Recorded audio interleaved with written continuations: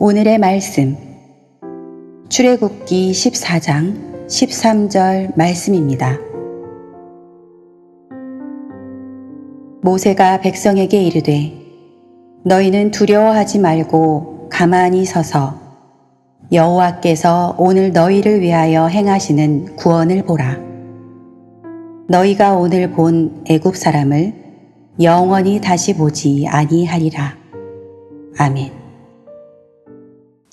기도하게 하소서라는 기도문이 있어서 여러분들에게 먼저 소개를 해드립니다. 오 하나님, 이른 아침에 주님께 부르짖사오니 나로 기도하게 하시며 오직 주님만 생각하게 하소서. 내 안에는 어둠이 있으나 주님과 함께라면 빛이 있으며 나는 홀로이나 주님이 나를 홀로 두지 않으시며 내 마음은 연약하나 주님과 함께하면 도움을 얻고 내겐 쉼이 없으나 주님과 함께라면 평안이 있으며 내 안에 고통이 있으나 주님과 함께라면 인내가 있고 나는 주님의 길을 이해하지 못하나 주님은 나의 길을 아시오니 소생시키시어 자유롭게 하소서. 주여, 오늘 무슨 일이 닥치든지 주님의 이름이 찬양을 받으소서. 아멘. 여러분, 하나님과 함께하고 또 하나님만 생각하는 삶이란 바로 이런 것입니다. 무슨 일이 닥치든지 또 어떤 상황이 찾아오든지 하나님만을 생각하며 하나님과 함께하는, 하나님을 예배하는 삶인 것입니다. 우리가 살아가기 위해 필요한 삶의 힘의 원천은 그러므로 예배로부터 시작되는 것입니다. 어제 토요일이죠.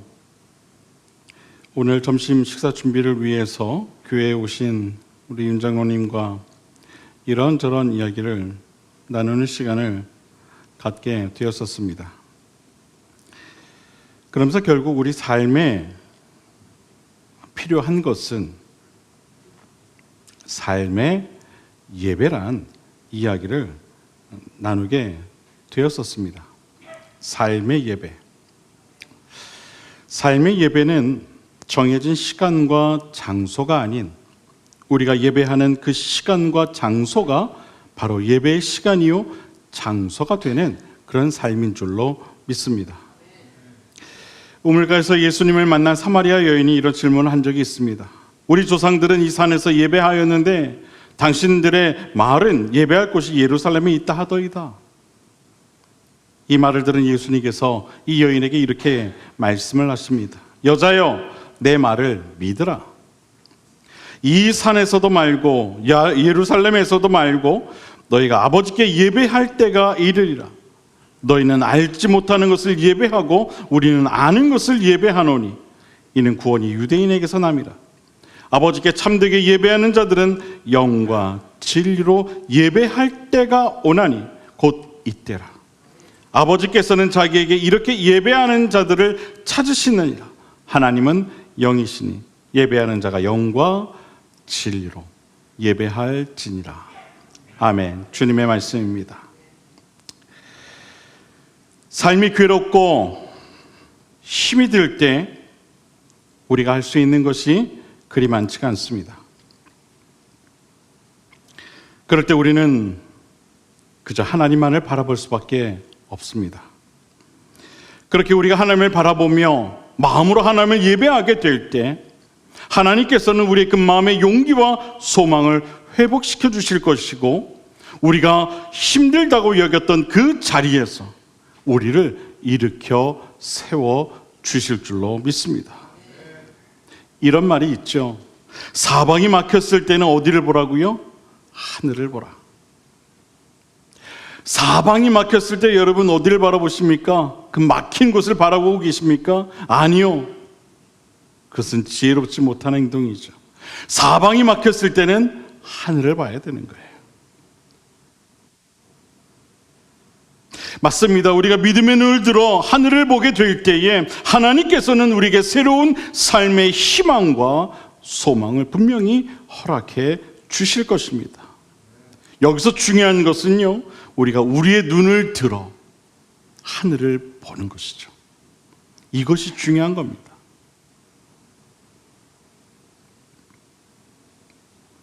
사방이 꽉 막혀 있을 때에도 믿음으로 하늘을 바라볼 때에 하나님께서는 우리의 그 작은 믿음을 보시고 새로운 길을 내어 주실 것입니다. 우리는 내가 해결할 수 없는 상황처럼 여겨지는 그런 경우들을 마주할 때가 종종 있습니다. 그것이 내 문제일 때도 있고 또 누군가의 문제일 때도 있죠. 그러면 우리는 답답한 마음에 무기력함에 빠지고 맙니다. 낙심하게 되죠. 이것을 어떻게 해야 하나? 도저히 답이 없어 보이는데, 내가 할 수 있는 건 아무것도 없는데 이걸 어떻게 해야 하나? 두려움마저 갖게 됩니다. 나를 짓누르는 것이죠. 그 모든 상황들이.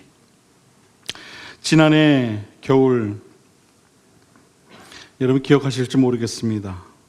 눈이 참 많이 온 적이 있어요. 그 내린 눈이 습설이라고 해서 물기를 많이 머금은 눈이 어떤 터라 눈이 쌓인 곳에 그 나무들이 부러진 그런 일이 있었어요.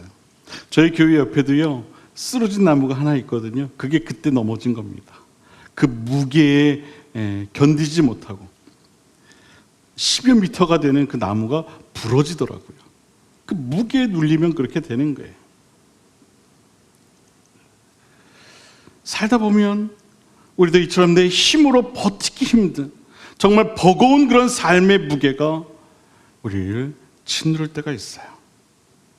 아마 다들 그런 경험들이 있으실 거예요. 야, 정말 힘들다. 그럴 때 우리는 나를 힘들게 하는 그 삶의 무게에 짓눌려 있는 상태로 머물러 있어서는 안 되는 거예요. 그럴 것이 아니라 새로운 희망의 핏줄기를 바라고 소망할 줄 알아야 하는 거예요. 그게 믿음의 사람인 거예요. 오늘 본문에 나오는 모세가 하나님의 부르심을 받아 출애굽했을 당시를 여러분 한번 기억해 보시길 바랍니다. 모세는요, 늙고 힘 빠진 노인이었어요.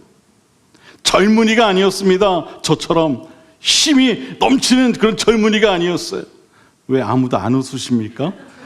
젊은이라고 하면 여러분들이 좀 웃을 줄 알았는데 요즘 50 중반은 젊은이죠 뭐. 그런 그가 하나님의 부르심을 받아 당대 최고의 힘과 권력을 가지고 있던 애굽의 왕 바로 앞에 가서 그들의 노예로 살고 있던 이스라엘 백성을 이끌어내야만 했어요. 그것이 그에게 주어진 하나님의 미션이었죠. 여러분, 모세에게는요 아무것도 없었어요. 힘도 없었고요, 권력도 없었어요. 심지어 말 주변도 없었습니다. 그런데 하나님은 그를 부르셨고 그에게 출애굽이라고 하는 상상도 할 수 없는 그런 미션을 주셨던 겁니다. 예상할 수조차 없던, 또 감당할 수조차 없는 일을 하게 된 모세는 진심으로 그 일을 거절을 합니다. 자신이 할 수 있는 일이라고, 아니 할 수 없는 일이라고 하소연하죠. 그러면서 이렇게 간청을 합니다. 주님, 제발 보낼 만한 자를 보내세요. 이 이야기 무슨 얘기입니까? 저는 그걸 감당할 만한 위인이 아닙니다. 아니, 저는 그 일을 할 수 없습니다. 저에게 너무 버거운 일입니다. 이야기였어요. 그러나 하나님은 그의 간청에도 불구하고 이렇게 말씀하시죠. 여호와께서 그에게 이르시되 누가 사람의 입을 지었느냐? 누가 말 못하는 자나 못 듣는 자나 눈 밝은 자나 맹인이 되게 하였느냐? 나 여호와가 아니냐? 이제 가라. 내가 내 입과 함께 있어서 할 말을 가르치리라. 여러분, 모세가 하나님의 말씀을 따라 우여곡절 끝에 이스라엘 백성을 이끌고 광야길로 나옵니다. 그때 그의 심정이 여러분 어떻겠어요? 아무것도 없는 광야 앞에서 수많은 백성을 이끌고 그가 무슨 생각을 했겠습니까? 모세는 아무것도 없는 광야에서 두려움과 막막한 생각으로 가득했을 거예요. 야, 이거 내일은 또 어떡하지? 또 그 다음 날은 어떡하지? 이제 앞으로 또 어떻게 이토록 수많은 백성들을 이끌고 이 광야길을 이끌까? 그런 생각으로 가득했을 거예요. 그런데 그렇게 두렵고 막막한 생각에 가득했던 모세 앞에 전혀 예상치도 못했던 홍해와 애굽의 군대가 이스라엘 민족을 에워싸게 되죠. 아니, 당장 내일 하루 이 광야길을 가는 건도 고민이었는데 이건 앞에는 홍해요, 뒤에는 애굽의 군대가 쫓아오고 있었던 거예요. 심지어 하나님께서는 그 모든 상황에 대해 미리 모세에게 알려주시기까지 하시죠. 너희는 광야에 갇힐 것이다. 앞에는 홍해가 있고 뒤에는 애굽의 군대가 너희를 에워쌀 것이다. 그것을 미리 알려주세요. 물론 그런 하나님의 말씀을 듣게 되었을 때 그들은 분명히 그렇게 생각했을 거예요. 에이, 그래도 하나님이 어떻게든 해주시겠지. 아마 그런 마음은 있었을 거예요. 모세도 그랬을 겁니다. 여러분, 우리도 그렇지 않습니까? 예배 시간을 통해 선포되어질 말씀을 들을 때에는 아멘, 아멘, 그럴 줄로 믿습니다. 다들 그러시죠? 아멘, 아멘.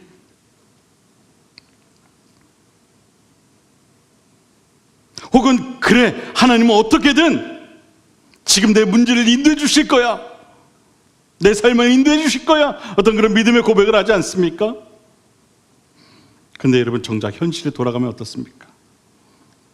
그 믿음의 고백이 그대로 나오십니까? 실제로 내 삶을 흔들거나 내가 해결할 수 없는 일이 갑자기 찾아오게 될 때에 여러분 어떠십니까? 여러분의 믿음이 그대로입니까? 하나님께서 나를 인도해 주시려는 그런 믿음의 선포가 그때도 나오십니까?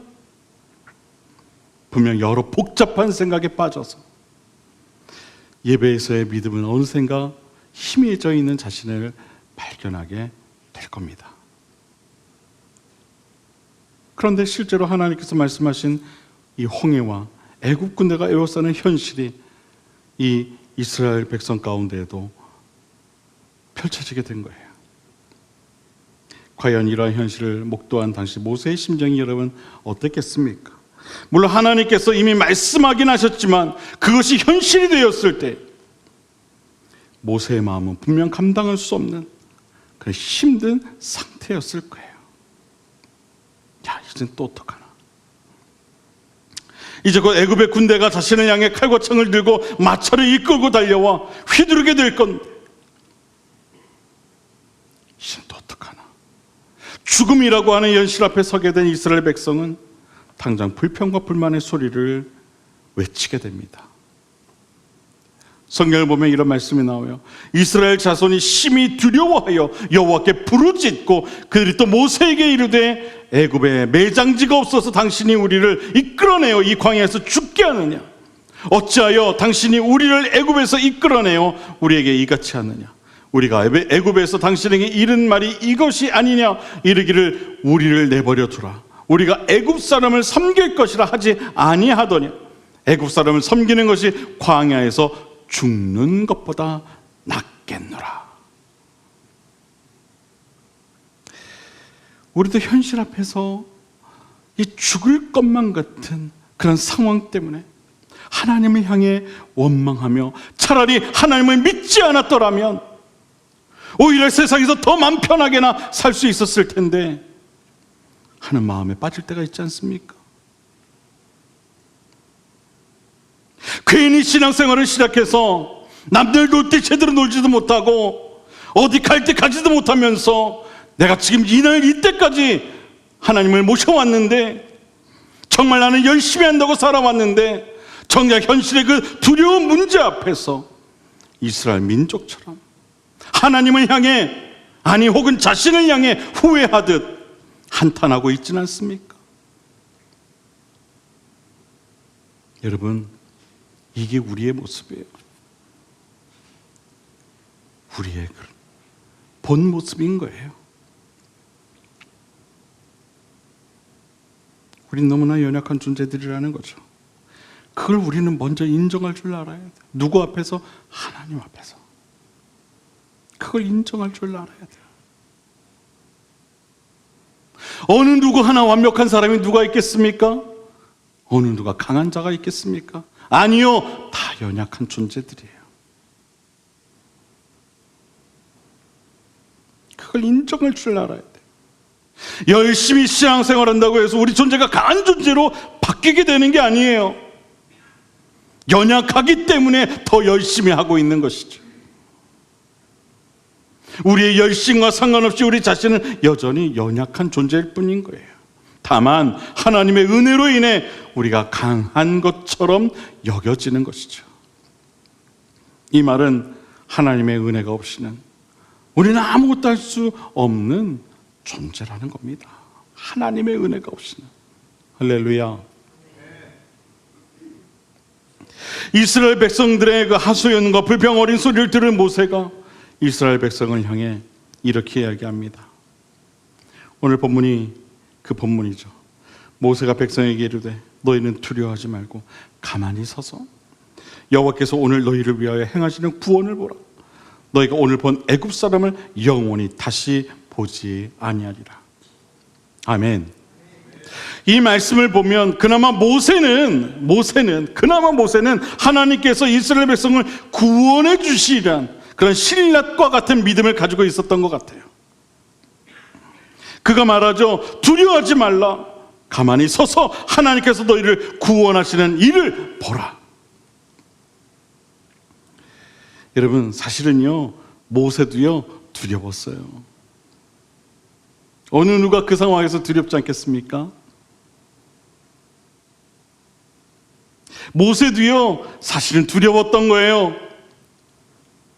자신이 할 수 있는 일이 아무것도 없었거든요. 그런 현실을 그가 알았기 때문이죠. 앞에는 홍해가 있고 뒤에는 애굽의 군대가 에워싸고 있는데 여러분, 모세가 뭘 할 수 있겠어요? 모세도 답이 없는 현실에 두려웠던 거예요. 하지만 그에게는 하나님을 바라보는 신랄과 같은 그런 믿음만이 있었어요. 그래서 그가 그렇게 말했던 거예요. 야야, 가만히 있어봐, 가만히 있어봐. 하나님은 뭔가 하시겠지. 우린 그걸 한번 지켜보기만 해보자. 우리 그런 믿음이라도 좀 가져보자. 그런 이야기를 하고 있는 거예요. 이 말은 뭔가 대책은 없어요. 모세가 할 수 있는 건 없다는 거예요. 그러나 다만 하나님이 우리를 구원해 주실 것이라는 그런 이야기인 거예요. 야, 가만히 있어봐. 뭔가 하나님이 하시겠지. 야, 우린 그냥 한번 지켜보자. 그 얘기를 하고 있는 거예요. 절박했던 거죠. 그것마저 하지 않으면 안 됐던 거예요. 여러분, 모세의 이런 이 연약한 믿음의 선포가요 우리에게도 필요한 거예요. 아니, 그래도 뭔가 하나님이 하실 거야. 그래, 병구가 뭔가 하나님이 일하실 거야.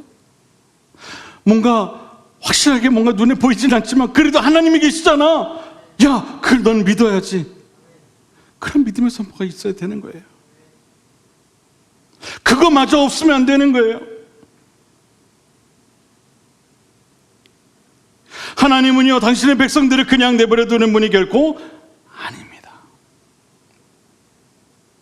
우리 눈에는 보이지 않지만 항상 우리보다 앞서서 우리를 인도하시고 우리를 지키시고 보호해 주시는 분이신 줄 믿습니다. 우리에게 필요한 것은요 이러한 하나님은 우리의 믿음의 눈을 들어 바라보는 데 있어요. 하나님의 인도하심을 믿고 바라는 신앙은 항상 안전할 수밖에 없는 거예요. 그리고 항상 기쁘고 감사할 수밖에 없는 것이죠. 그 믿음이 있기 때문에 삶에 소망이 있는 것이고, 그 모든 어려운 상황을 견디고 버티고 이겨낼 그런 용기가 있게 되는 거예요. 그 믿음이 있게. 만약 우리 마음 가운데 기쁨과 감사함이 사라졌다면 그것은 우리의 시선이 하나님이 아닌 꽉 막힌 현실을 향해 있다는 증거예요. 하나님을 바라보지 않는 신앙은 결코 그 마음의 기쁨과 감사가 찾아올 수 없기 때문이죠. 그러므로 우리는 항상 하나님을 바라보는 그 믿음, 그 작고 연약한 믿음이라도 우리가 지켜야 하는 겁니다. 90년대 중반 미국에서 활동하던 한 크리스천 밴드가 있었어요. PFR이라고 하는 크리스천 밴드예요. 데뷔 당시 실력을 인정받고 곧바로 이 크리스천 음악 차트에 아주 그 상승 곡선을 타는 아주 그런 그 전도 유망한 그런 밴드였습니다. 그 팀 이름에서도 그런 어떤 진지함이 느껴져요. 이 PFR이 뭐냐면 Pray for Rain. 여기서 그 이니셜만 따서 밴드 이름을 지은 거예요. 이게 뭐냐면 이방신들을 대적해서 비가 내리기를 기도했던 그 엘리야의 그 이야기에서 따온 그런 이름이에요. 그런데 이 밴드가 돌연 그 인기 정상의 자리에서 해산을 선언합니다. 한 3년인가 활동했을 거예요. 그리고 활동을 중단을 합니다. 왜? 사람들은 궁금해하죠. 근데 그 배경이 이렇더라고요. 밴드가 점점 유명해지니까 여러분 어떻겠어요? 점점 오라는 곳이 많아지게 되죠. 여기도 와라, 저기도 와라. 겉으로 보기에는 너무 행복해 보이죠. 근데 몇 달씩 계속되는 투어와 녹음과 어떤 공연 때문에 자신들이 섬기는 교회를 나가지 못하게 된 거예요. 물론 늘 사람들 앞에서 찬양하고 어떤 복음을 전했지만 이건 아니라는 어떤 마음 깊은 곳으로부터 오는 영적인 부담감이 날로 커지게 된 거예요. 전국 투어 중 무려 4달이나 교회 가지 못한 어느 날 한 멤버가 고민 끝에 힘겹게 이야기를 꺼내게 됩니다. 야야야, 교회에서 예배하지 못하는 것이 나 지금 너무 괴로워. 그것이 나를 지치게 하는 것 같아. 나 이번 투어를 끝으로 팀에서 좀 나가야 될 것 같아. 탈퇴를 하겠어. 그렇게 이야기를 해요. 여러분, 한창 이제 막 인기 상승 중에 있는 그 밴드의 한 멤버가, 밴드에는 멤버가 중요하거든요. 한 멤버가 정말 충격이 될까봐 힘겹게 말을 꺼냈는데 놀랍게도요, 다른 멤버들 모두가 같은 마음이었다는 거예요. 다른 멤버들 모두가, 야, 너도 그랬어? 나도 그랬어. 나도 그랬어. 야, 너만 그랬던 게 아니구나. 나도 그랬어. 나도 그랬어. 모든 멤버가, 그리고 동일한 마음으로 지금의 그 투어를 끝으로 밴드를 전격적으로 해산하기로 결정합니다.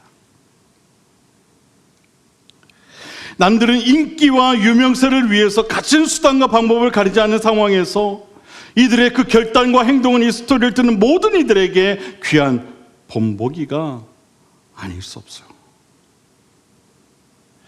그들은 무엇이 중요한지를 가장 인기 상승에 있던 그 현실 속에서 깨달았던 겁니다. 그리고 결정했던 것이죠. 내가 살아야 무엇을 해도 할 수 있다는 사실을 알게 된 거예요. 여러분, 그리스도와 하나가 된다는 것은 결코 피상적인 어떤 표현이 아니에요.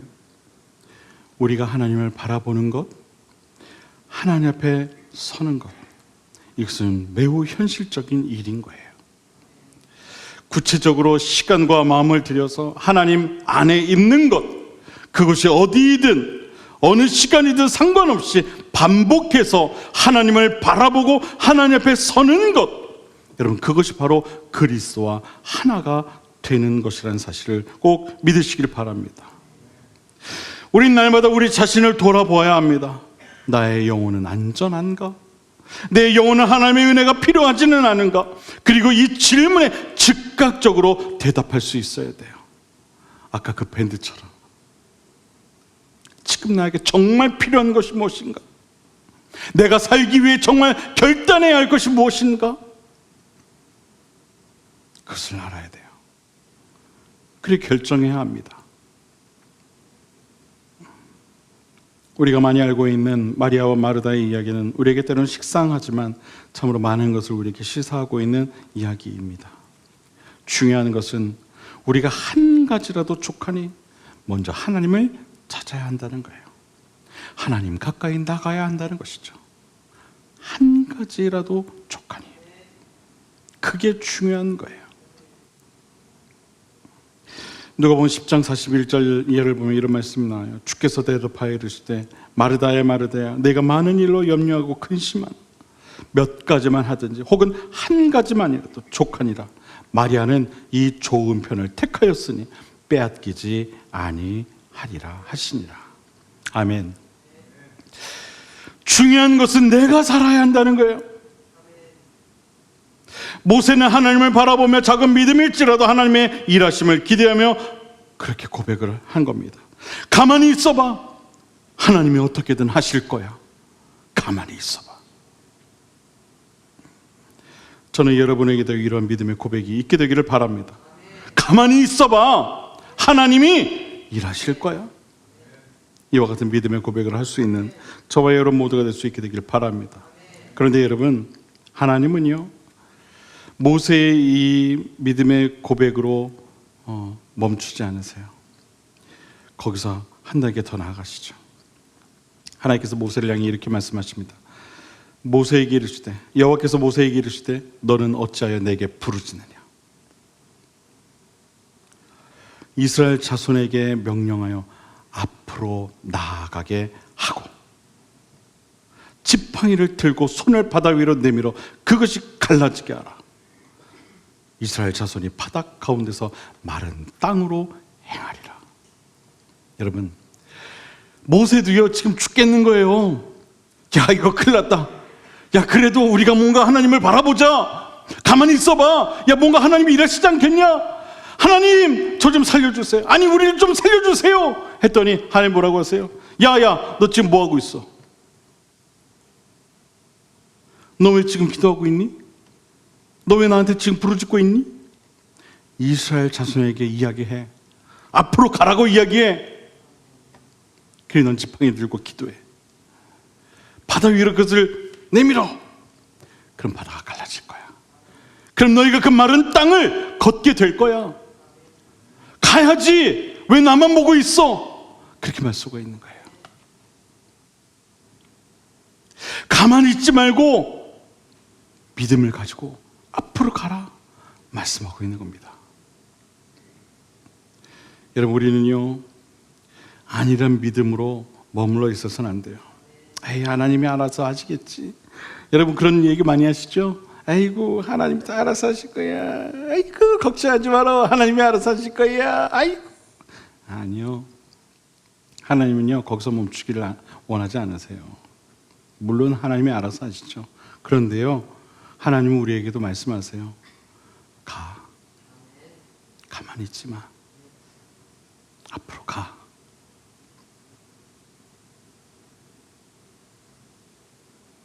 이것이 우리가 행해야 할 믿음의 실천인 거예요. 학생이 시험을 보면서요 아무것도 하지 않았어요.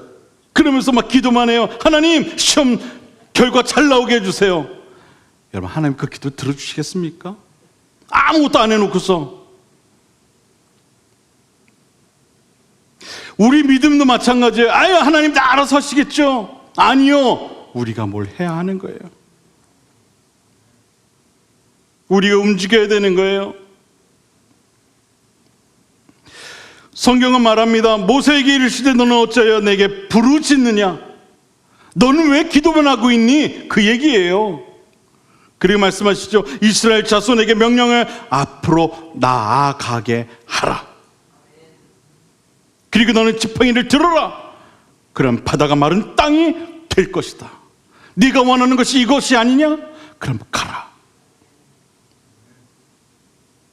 죽든지 살든지 앞으로 가. 그럼 내가 행할 거야.